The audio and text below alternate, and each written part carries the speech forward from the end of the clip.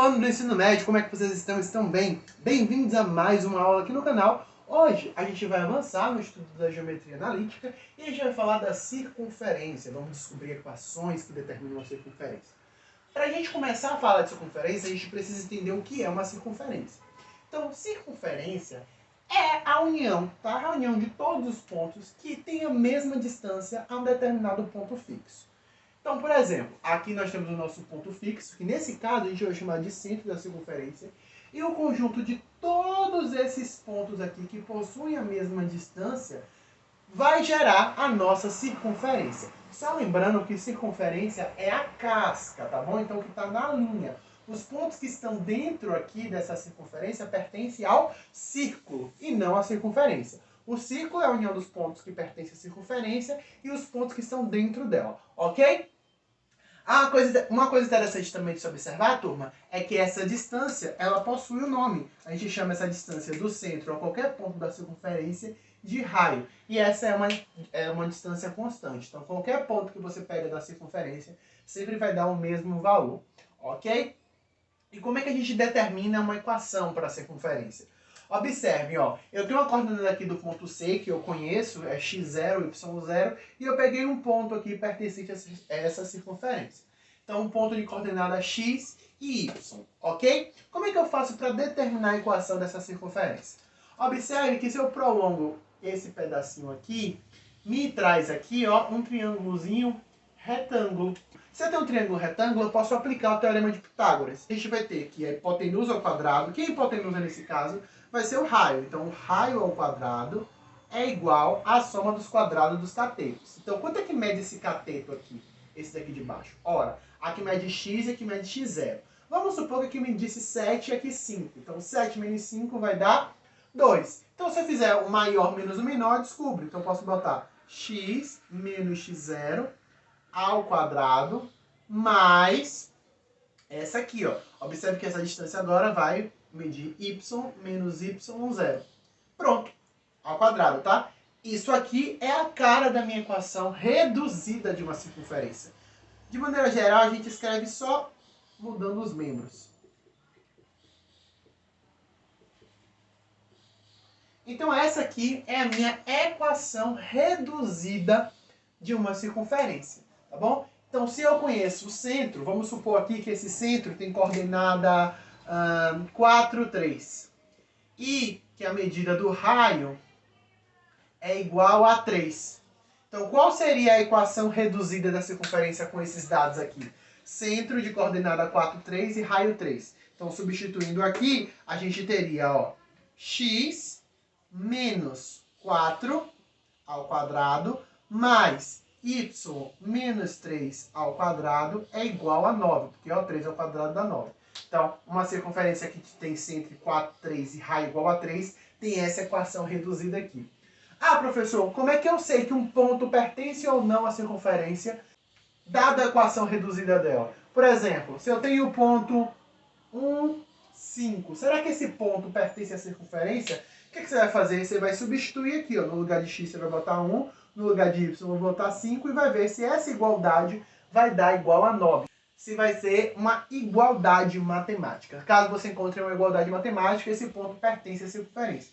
Caso você não encontre, então esse ponto não pertence à circunferência. Quando a gente tem uma equação reduzida de uma circunferência, essa equação é ótima para a gente, que já nos dá as coordenadas do centro dessa circunferência e o raio. Observem aqui, ó, eu tenho essa equação reduzida de uma circunferência aqui. A gente sabe que a cara da equação é o quê? X menos x0 ao quadrado mais y menos y0 ao quadrado é igual ao raio ao quadrado. Então vamos lá. Ó, fazendo uma comparação aqui, a gente já consegue descobrir. Por exemplo, aqui tem mais 5. A equação reduzida, observe, tem aqui, ó, menos x0. Então, para aparecer esse mais 5 aqui, x0 precisa ser igual a menos 5. Ó. Se você substituir menos 5 no lugar de x0, vai ficar o quê? Mais 5. E aqui, y0 precisa ser 3. Se você substituir y0 aqui, você vai encontrar justamente isso. Observe agora o raio. O raio é quem? O raio ao quadrado. Então, esse valor aqui já está elevado ao quadrado. Qual é o número que é elevado ao quadrado da 10? É raiz de 10. Então, essa circunferência, o centro dela tem coordenada menos 5, 3, e o raio mede raiz de 10. Tranquilinho, né? Bem, turma, a gente viu a equação reduzida. Aqui agora a gente vai chegar na forma da equação geral de uma circunferência. Como é que a gente acha uma equação geral? A gente parte da equação reduzida. Então a gente tem essa equação reduzida. O que eu fiz? Eu desenvolvi esses dois produtos notáveis. Então o quadrado do primeiro menos duas vezes o primeiro termo vezes o segundo, mais o quadrado do segundo. A mesma coisa eu fiz para esse termo aqui. Escrever aqui embaixo, tá bom? O que foi que eu fiz? Passei o raio ao quadrado para cá, trocando o sinal, e coloquei os termos aqui, ó, semelhantes, parecidos, juntos. Então, x² mais y², só organizei de forma mais bonitinha. Para ficar de uma maneira geral, eu chamei x0 de A, y0 de B, e esse valor aqui, que é um número, de C. Então, eu chego aqui nessa expressão. Então, essa expressão é a cara geral de uma circunferência, tá? Da equação geral dela. Então, vai ficar x² mais y² menos 2ax menos 2by mais c igual a zero. Então, aqui nós temos a cara geral da equação de uma circunferência. Então, a gente viu, turma, que se a gente tem uma equação reduzida, a gente consegue achar a equação geral dela. E se a gente tem uma equação geral, será que a gente consegue encontrar a equação reduzida? E a gente consegue, ó. Existem alguns métodos para isso. O primeiro deles é o método de completar quadrados. Isso mesmo, quando você estudava lá produtos notáveis, que vocês aprendiam a completar quadrados. Se vocês tiverem dúvidas de como completar quadrados, eu sugiro que vocês deem uma pesquisada, estudem sobre o método de completar quadrados. Então vamos lá. Como é que eu completo quadrado aqui? O que eu vou fazer primeiro? Primeiro, eu vou deixar tudo que tem incógnita de um membro, o que não tem eu passo para o outro lado. E observe que eu vou organizar agora o que está no primeiro membro, colocando quem tem a mesma incógnita junto. Então, por exemplo, aqui, ó, eu tenho x² e eu tenho 6x, eu vou deixar junto, ó. x² mais 6x, vou deixar aqui um espaço que eu vou utilizar depois, mais y² menos 4y, vou deixar um espaço aqui, é igual, vou passar o 12 para lá. E vou começar a completar quadrados.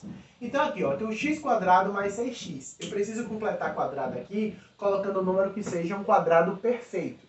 Que número seria esse? Ora, de cara a gente já consegue ver que é 9. Tá? Então, se eu somo 9 desse lado, eu tenho que fazer a mesma coisa do outro para a igualdade permanecer a mesma. Tá? E aqui eu tenho y² menos 4y. Qual seria o outro número aqui que eu conseguiria colocar para completar quadrado? Seria 4, né? Que também é um quadrado perfeito. A gente só pode colocar quadrados perfeitos. Se eu somo de um lado, eu tenho que fazer a mesma coisa do outro.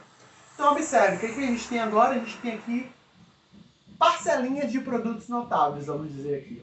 Isso aqui eu consigo escrever como x mais 3 ao quadrado. Observe quando eu desenvolvo isso aqui, vai dar justamente o que está aqui em cima. Ó. O quadrado do primeiro, x², mais duas vezes o primeiro termo, 2x, vezes o segundo termo, então 2x vezes 3, 6x, mais o quadrado do segundo termo, 3 ao quadrado dá 9. Então observe aqui, ó, quando eu desenvolvo essa parte aqui, eu encontro justamente aqui em cima. Igual a 12 mais 9 mais 4, igual a 25. Prontinho, a gente já chegou aqui na nossa equação reduzida. Quem vai ser a coordenada do centro? Ora, coordenada do centro, lembra da equação reduzida? Vou até colocar aqui, ó. Essa aqui é a cara da equação reduzida, tá exatamente o que está aqui em cima. Então, quem seria x0? x0 seria menos 3. Substituir menos 3 aqui, vai encontrar justamente mais 3.